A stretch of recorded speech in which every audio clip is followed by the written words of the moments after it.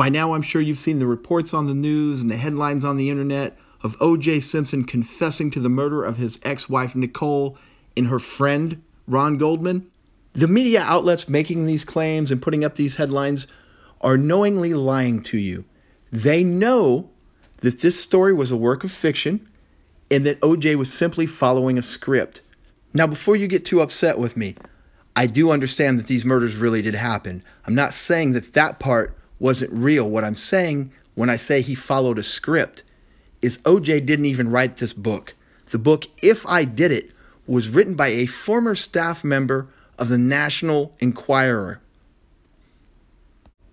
That man's name was Pablo Fenves. Not only did he create the name of Charlie, he was also a witness in the murder trial, and now here he is, ghostwriter for the book. If you're wondering, we'll get to a timeline in a moment showing where Mr. Fenves plays into the actual timeline of events the night of the murder, and he places himself right there. Now, Mr. Fenves claims that he has the original tapes of OJ assisting in the chapter involving the murders, and yet he can't produce them. Even in the foreword to the version of this book owned by Fred Goldman, Pablo is very, very clear to say that initially OJ said, "I will not do this. I did not commit these murders," and he walked out. Now, very briefly, for those of you asking, well, then why did OJ agree to this? In 2006, OJ was completely broke. He had no money, and he still had 2 children he was responsible for, 2 smaller children. Those would be Sydney and Justin. That's Nicole's children. He had no way to support them. This book was actually, the profits were in their name, going to their bank accounts. Of course, OJ did have Arnell and Jason's a whole nother story for another time. But they were self-sufficient, and they were older at that time. Never fear, though. Nicole's kids never saw a dime of this money, thanks to Fred Goldman, who said that this book was just blood money. There was no redeeming value. There was no reason for it to exist, and it should be destroyed and wiped completely from all existence. Until he got the rights to the book, of course. And for 13 cents per book, which is what he made, he completely changed his mind and thought it was a nice way to honor his son Ron, and released it. We won't even get started on Fred Goldman, but when even Oprah thinks you're a POS, odds are good you are. One other quick additional side note about good old Fred Goldman. Google him sometime and look at his history and find out about the history between him and Ron at the time of Ron's death. Now back to the confession, or supposed confession, of OJ. On this show, The Lost Confession, there was a panel of guests. People that should have known better. People that did know better in regards to OJ's confession. And mostly, they knew better when it came to Charlie. There was a reason Charlie suddenly came into existence and why he had to exist. The timeline. There was no mention of the timeline anywhere on this show. It's been 20 years and most of the people either forgot or didn't care or are too young to know. But for OJ to be able to commit this murder, not only would OJ be a master planner, but he would probably need a time machine to be able to stop time for 5 to 10 minutes to make this fit in any reasonable way. Here's why Charlie was needed. He was created because there was no good way, if you supposedly did the murders and had knowledge of the murders, to explain how you were able to do everything without having an extra person. When Pablo sat down to write this story, he saw the obvious holes. OJ's bloody clothes were never found. Now, how did he get rid of his clothes between the murder scene and the home when nothing was ever found? And I mean literally nothing was ever found. 2 drops of blood in front of the front door. 2 bloody socks that materialized out of thin air upstairs after a police crime video had been shot earlier, not showing the socks. And the blood on those socks was consistent with blood being dropped on them because they matched up evenly on both sides, like no foot was in the sock when the blood was dropped on it. So that's the only blood they have. So OJ's covered in blood from head to toe. They need Charlie to even have a shot at being able to convince people that this was plausible. So here's the story they tell. Charlie took all of OJ's bloody clothes and disposed of them. Now, Charlie never went in the house with OJ, so that means that OJ is running around stark naked, except for he dropped a glove at the back of the house, back where Cato lived. So here's OJ running around stark naked. I guess he's got 2 bloody socks on and a glove looking like Michael Jackson. And then he suddenly decides to take the one glove off behind Cato's house. Now we have the testimony of Alan Park, the limo driver, you'll see right here in the timeline. This claims he saw a black man going into the front of the house. He didn't mention that the black man was completely naked, except for some socks and one glove. No, he just mentioned a black man going in the house. There is a big difference there, and I would tend to think I would remember a naked, bloody black man going in the front door as opposed to just a black man. The other problem with that is that was the front door, not the back door. Now, you have a panel of experts here listening to this garbage. One of them, Christopher Darden, the guy that was there going through the trial, that should know that this was just complete garbage. But what does he say? Oh yeah, that's the confession. That's what we've been waiting for. So continuing the timeline, we see that Alan Park now rings up and speaks with OJ. This is right around 11 o'clock. So at 11 p.m., OJ is speaking with Alan Park. 9:50, he's still kicking it with Cato, reminiscing about some cheeseburgers. So in 70 minutes, OJ managed to do all of this. Because OJ's now accounted for, he ain't killing nobody. Now that's a lot for an arthritic, middle-aged man to accomplish in 70 minutes. And you know, there's a reason they didn't mention that timeline once in that entire 2-hour show. Because the way OJ confessed didn't fit with the timeline. It was impossible. So they never mentioned that him and Cato were getting cheeseburgers at 9:50, and they never mentioned him speaking to Alan Park at 11 o'clock. They didn't say anything about any time at all. Basically, they fixated on him telling the incorrect story of how the killings occurred. If you go back and watch the clip, OJ says, Nicole fell down, and then Ron Goldman took a fighting stance.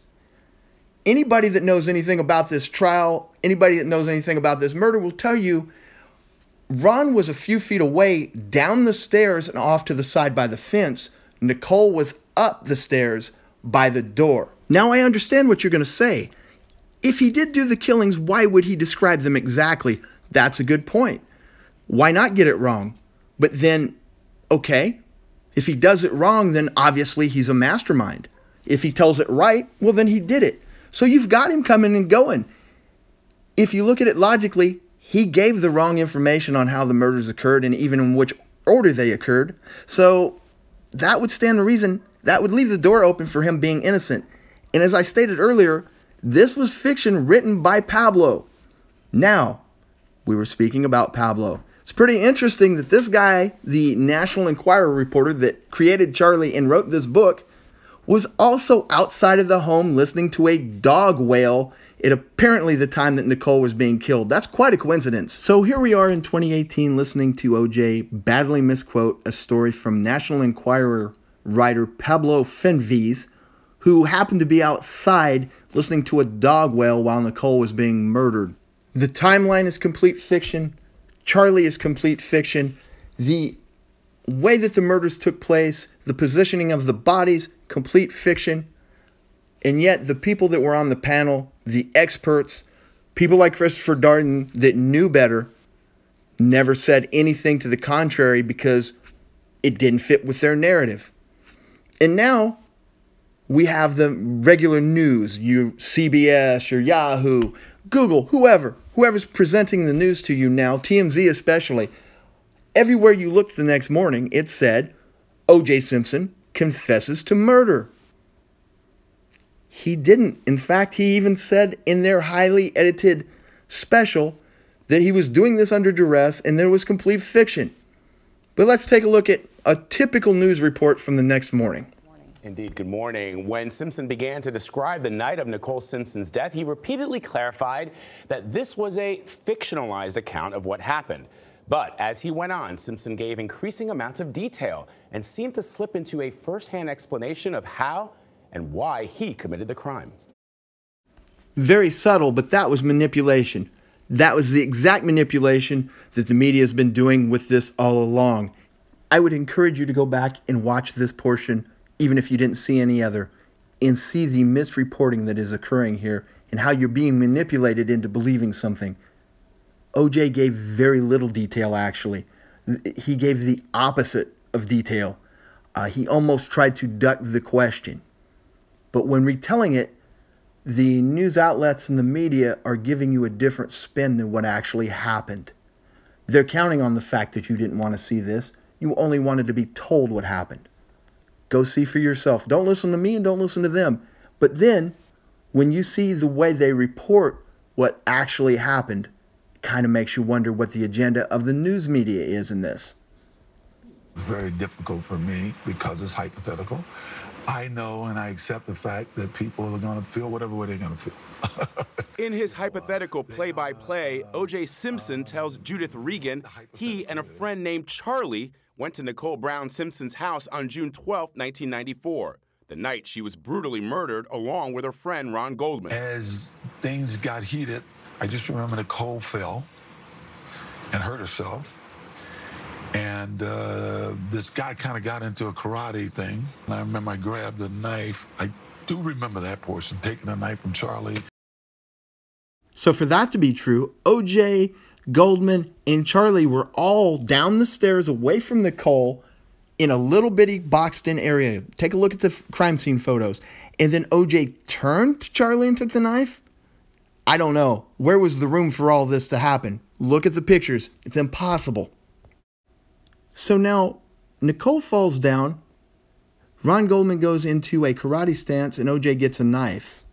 So, after Nicole falls down and OJ gets the knife, he doesn't really remember anything. But wait, wasn't there a part where he went into great detail about the killings? Where was that part? In between her falling down and him getting the knife? That took, what, 9 seconds? That was it. That's the kind of thing that you're dealing with the media.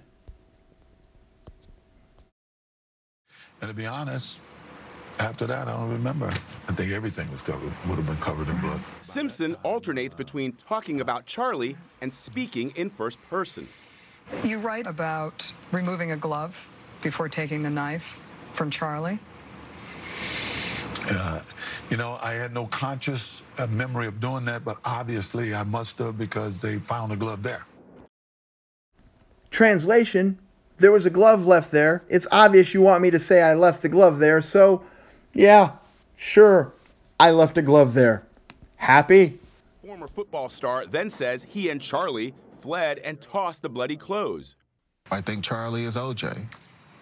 This is no hypothetical. Christopher Darden was also part of the special and one of the prosecutors in the criminal trial where Simpson was found not guilty. I think he's confessed to murder. This idea that it was a confession interview is a joke. Sunday, Simpson's attorney Malcolm Laverne claimed Regan was leading Simpson through the interview to push book sales. This was scripted by Judith Regan, the publisher of the book. And Mr. Simpson went along because, quite frankly, he got a lot of money up front to go along with this. More than a decade later, Laverne says his client is moving on. Still, the public may not be ready to do so. Everybody is going to give their opinion. He was guilty or he was purging his guilt. Whatever you want to take from it, I cannot control it. Who does a hypothetical play-by-play? I think that is pretty disgusting. And if I was the Goldman family and Nicole's family, it would make my blood boil and brings up all that pain all over again. Absolutely. I don't understand it. It's an outrage to the victims. Very fitting we end our coverage with someone that knows nothing at all. This is a news reporter, folks. A person that should know, since she's reporting on this, that in 2006, Fred Goldman did an online petition to stop this from happening. Did not want this to air, thought it was offensive in every way, until he retained the rights for the profits for the show. And this show aired with Fred Goldman's full blessing because he was getting paid for it.